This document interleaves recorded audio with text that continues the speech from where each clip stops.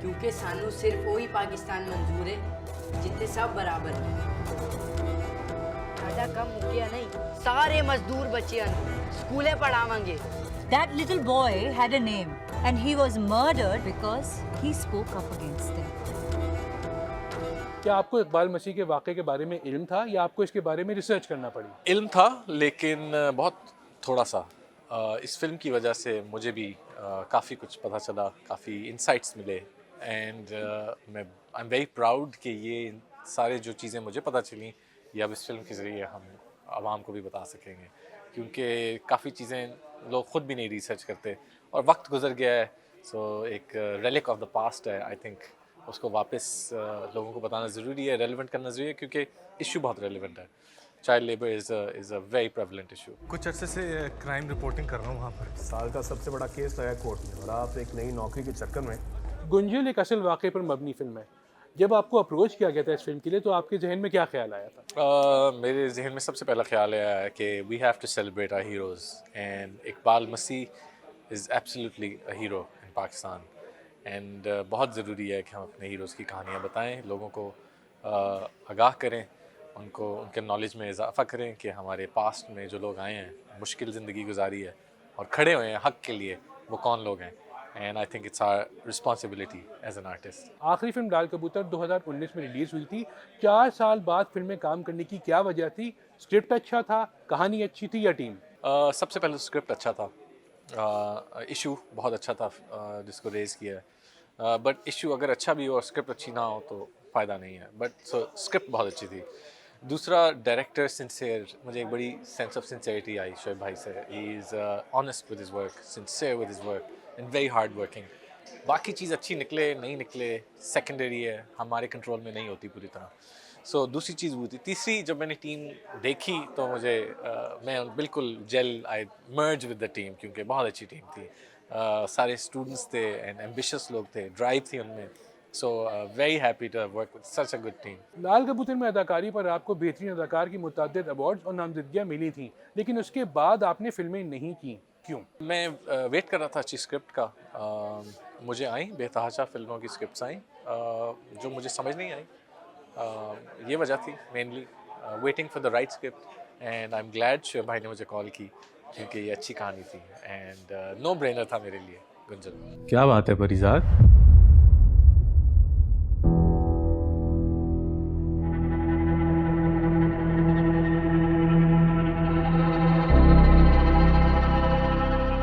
बड़े खुश नजर आ रहे हो। परिजात जैसा हिट किरदार करने के बाद आपको गुंजल के मरकजी किरदार को मुख्तलिफ बनाने में क्या मुश्किलात पेश आईं? I don't know exactly. एक एक्टर से पूछें कि मैंने स्पेसिफिक्स में क्या किया, इट्स टफ, क्योंकि एक सब होलिस्टिकली एक बंदा चीज़ अप्रोच करता है। एक तो ये कैरेक्टर ही बिल्कुल डिफरेंट है, बिल्कुल डिफरेंट एरा है, डिफरेंट टाइम है, इसकी मोटिवेशंस फ़र्क हैं, इसका बैकग्राउंड फ़र्क है, इसका जो एवोल्यूशन कैरेक्टर का है फ़र्क है। तो एक तो कहानी इट्सेल्फ आपको डिफरेंट बना के दे देती है, तो दैट रियली हेल्प्ड। दूसरा, I think Parizad will always stay with me, as will all the characters I have done. So, but not in terms of my personality, but just in terms of my memory and maybe even physical memory, but mainly my spiritual memory. बहुत कम लोगों को मालूम है कि आप national level पर tennis भी खेलते रहे हैं। शोबिज़ के हालात को देखकर कभी सोचा कि वापस टेनिस की तरफ चले जाएं? बिल्कुल। वापस टेनिस को तो नहीं, लेकिन और चीज़ें मैंने सोची हैं, बिल्कुल सोची हैं, बट कोई कंप्लेंट्स नहीं है। I am blessed, I am fortunate कि मैं ऐसा काम करता हूँ जो मैं सुबह उठ के जिसको काम नहीं कहता। और the best thing about this profession is कि जब मैं काम पे जाता हूँ, every day is a new day, there is no repetition, mundane नहीं लगता। Every day is a challenge, it's a physical challenge, it's an emotional challenge, it's a spiritual challenge. So I mean I'm blessed and fortunate। नहीं कभी भी मैं ज़िंदगी में चीज़ें add ज़रूर करूँगा, ये मेरी पर्सनैलिटी का हिस्सा है। मैं नई नई चीज़ें सीखूँगा, नई नई चीज़ों को अटेम्प्ट करूँगा, लेकिन जो पीछे सब कुछ किया है उसको कभी डिस्कार्ड नहीं करूँगा। So tennis will always be with me as will music, as will cricket, as will acting. Parizad के बाद आपको अब किरदारों के इंतखाब में क्या चैलेंज दरपेश होते हैं? वो किया उसको मैंने, एक काम करता हूँ मैं अगले दिन ही सारी लाइनें निकाल लेता हूँ जहन से, अगर डांस मूव्स हो सब कुछ निकाल लेता हूँ.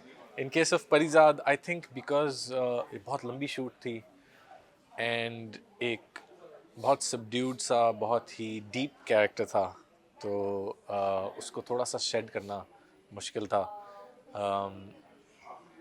So it's it was a challenge, लेकिन वो ओवरकम हो गया, इतना मसला नहीं था. गुजरे मेरे वो बीते ज़माने और एक तुम तेरी एक अदा के नाम किया. सन 2019 में अहद वफा, 2021 में परिजाद और अब 2023 में गुंजल.